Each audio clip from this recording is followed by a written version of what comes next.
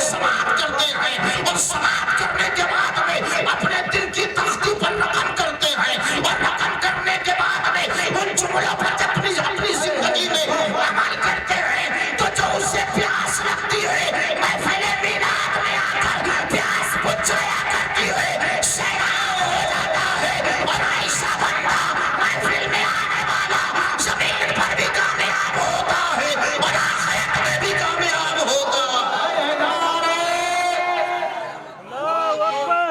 اللہ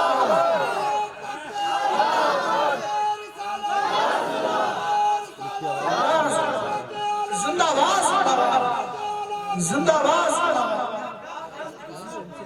اب یہ بتائیے کہ ایسی سنو گے ہاں ایسی سنو گے جو کام اس کی تاریخ میں ہونے والا ہے اللہ پاک اس کی خوب خوب برکتیں عطا فرمائے اور کون سے امام صاحب نے کہا پڑھائیے آپ یہاں سبھی ائمہ حضرات موجود ہیں کسی اور کے حصے میں بارات جا رہی ہے اچھا ہمارے ذہن میں یہ خبر تھی کہ یہی کی یہی ہے تو ہم نے کہا یار پھر تو امام صاحب کو اور پہلے منبر پہ آنا چاہیے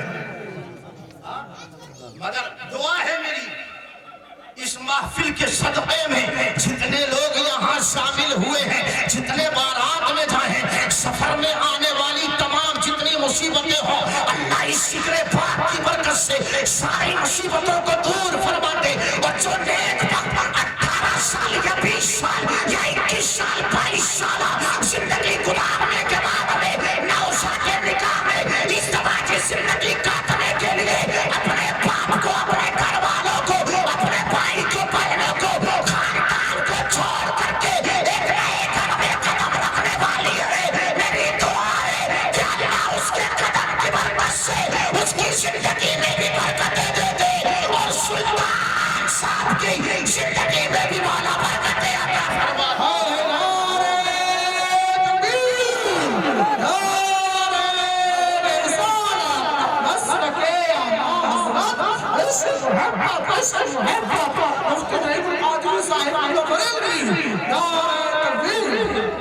اور یار کام دیکھے کتنا پیارا ہے قاری صاحب الدین صاحب ادھر توجہ دے ذرا میری طرف اور دعاؤں سے نوازیں مسکراتے رہیں آپ جیسے جیسے مسکراتے رہیں گے میری گفتگو میں انشاءاللہ ویسے ویسے الفاظ آتے رہیں گے جو کام آپ راجہ مجھولا کی زمین پر رہ کر کرنے والے ہیں سب سے پہلے یہ کام اگر کہیں ہوا ہے تو کسی امریکہ میں نہیں کسی بدیش میں نہیں افغانستان میں نہیں کشمیر میں نہیں کنیا کماری میں نہیں جو کام کرنے جا رہے ہیں یہ کام سب سے پہلے خدا کی بنائی ہوئی جنت میں ہوا ہے یعنی نکاح ہوا ہے پڑھنے والا آدم ہے اور کئی جابوں قبول کی اجازت دینے والی آقا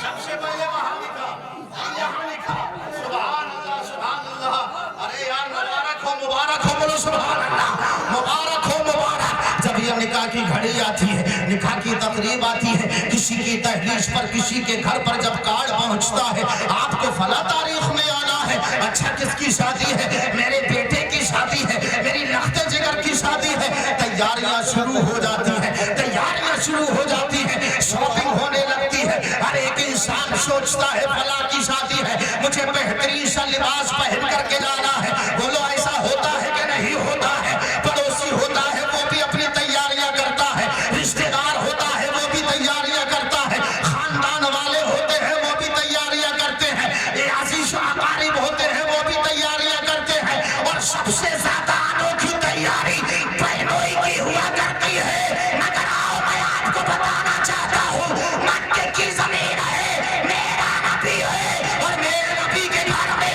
لخت جگر سیدہ فاطمہ ہے اب ذرا توجہ کے ساتھ سنیے گا آقا علیہ السلام کی بارگاہ میں قریش مکہ کی سردار کی عورتیں آئیں آنے کے بعد میں عرض کیا یا رسول اللہ فدا کا امی باپی ہمارے ماں باپ آپ پر قربان ہو جائے یہ ہم اس لیے کہہ رہے ہیں کیونکہ ہمارا اور آپ کا خاندان ایک ہی ہے مگر ہمارا آپ کے دین سے کوئی تعلق نہیں ہے آپ بھی قریش سے تعلق رکھتے ہیں ہم بھی قریش سے تعلق رکھتے ہیں مگر اے ابو القاسم ہمارے گھر میں شادی کی رسم ہونے والی ہے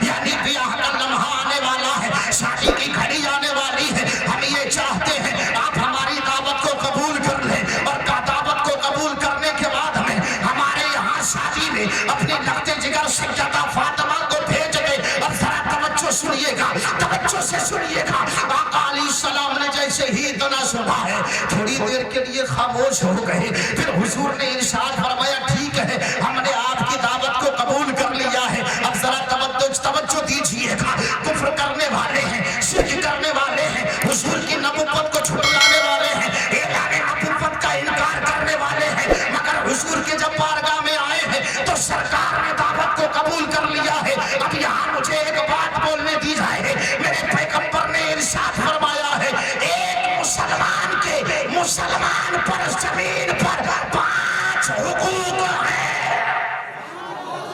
اللہ سبحان اللہ. بولو کتنے حقوق ہیں؟ 5 حقوق ہے. پہلا حق یہ ہے کہ جب بھی ملے تو سلام کرے. جب بھی ملے تو سلام کرے. دوسرا حق یہ ہے کہ جب کسی کو چھینک آئے تو اس کے چھینک کا جواب دے. تیسرا حق یہ ہے کہ اگر کوئی بیمار پڑ جائے تو اس کی عیادت ہو جائے. اور جب کوئی کسی مریض کی عیادت کو جاتا ہے, صبح کو جاتا ہے تو شام تک فرشتے اس کے لیے دعائیں مغفرت کرتے ہیں. اور شام کو جاتا ہے تو صبح تک فرشتے اس کے لیے دعائیں مغفرت کرتے ہیں. کتنے حقوق ہو گئے؟ 3 ہو گئے. اب چوتھا سنو. چوتھا یہ ہے آقا علیہ السلام نے ارشاد فرمایا جب کسی کا انتقال ہو جائے تو چوتھا حق مسلمان کا مسلمان پر یہ ہے کہ اس کے جنازے میں شامل ہو. اس کے جنازے میں شامل ہو. کتنے حقوق ہو گئے؟ 4 ہو گئے. اور 5واں اسلام کے ماننے والے کا اسلام کے ماننے والے پر, یعنی مومن کا مومن پر, مسلمان کا مسلمان پر, اہل اسلام کا اہل اسلام پر 5واں حق یہ ہے جب دعوت کی جائے تو دعوت کو قبول کر لیا جائے. اور یہاں حضور کی بارگاہ میں مکے کے قریش کی عورتیں آ رہی ہیں, دعوت لے کر کے حضور نے قبول کیا. اب یہ عورتیں واپس چلی گئی. آقا علیہ السلام سیدہ فاطمہ خاتون جنت سلام اللہ علیہا کے پاس تشریف لائے. اور لانے کے بعد میں میرے حضور نے ارشاد فرمایا اے میری لخت جگر فاطمہ سنو سنا, مکے کے قریش کی عورتیں آئی ہیں, شادی کا نیوتا دینے آئی ہیں, شادی کی دعوت دینے آئی ہیں, آپ کو انوائٹڈ کرنے آئی ہیں, آپ کو بلانے کے لیے آئی ہیں. آپ یہ بتائیں کہ وہاں جائے گی. اتنا سیدہ فاطمہ نے سنا. سننے کے بعد میں عرض کیا ابا جان میں شادی میں تو چلی جاؤں مگر میرے ذہن میں ایک بات آ رہی ہے. سرکار نے فرمایا بیٹی کیا بات آ رہی ہے؟ اب ذرا توجہ کے ساتھ سنیے گا. ماں اور بہنیں ذرا دعائیں دے دے مجھے. سیدہ فاطمہ نے نہ اپنے ابا کی بارگاہ میں عرض کیا ابا حضور میرے پاس میں قیمتی لباس نہیں ہے. مکے کے قریش کی عورتیں, قریش مکہ کی عورتیں قیمتی لباس پہنیں گی. ان کے ہاتھوں میں, کانوں میں, گلے میں بہترین سونے اور چاندی کے زیورات بھی ہوں گے. ان زیورات میں وہ مزین ہوں گی. اور سردار مکہ کی عورتیں بھی اپنے جسم پر قیمتی لباس ملبوس ہو کر کے شادی میں آئیں گی. مگر ابا حضور آپ کی بیٹی لخت جگر فاطمہ کے پاس میں قیمتی لباس نہیں ہے, ایسا لباس نہیں ہے کہ کسی شادی کی تقریب پہ چلی جائے. پھٹی ہوئی چادر ہے. اتنا فاطمہ نے کہا تھا اور کہنے کے بعد ساتھ ہی کہا تھا ابا اگر آج میری ماں حضرت خدیجہ زندہ ہوتی تو ہر لمحہ مجھ سے پوچھتی رہتی. یہاں یہ بات فاطمہ اس لیے کہہ رہی ہے کیونکہ حضرت خدیجہ کے جانے کا غم حضور کو بھی ہے اور فاطمہ کو بھی ہے. اب سیدہ فاطمہ کیا عرض کر رہی ہے ابا جان اگر آج میری ماں خدیجہ ہوتی تو پہلے سے انتظام کر لیتی. اتنا فاطمہ نے کہا تھا پیغمبر اسلام کے جملے سننا, رسول ہاشمی ذی وقار کے جملے سننا, اب الفاظ سننا میرے اور اپنے نبی کے. حضور نے ارشاد فرمایا تھا اے میری بیٹی فاطمہ اگر ان کے پاس میں دنیا کی دولت ہے تو تیرے پاس دین کی دولت ہے.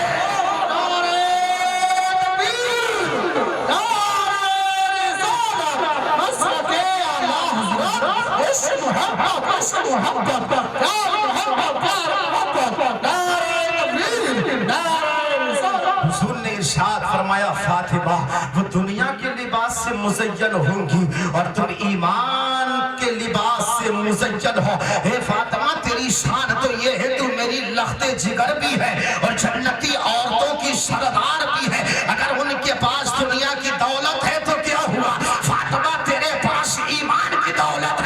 ابھی حضور کا اتنا فرمانا تھا کہ زمین پر بلبلے سدرا اتر کے آئے.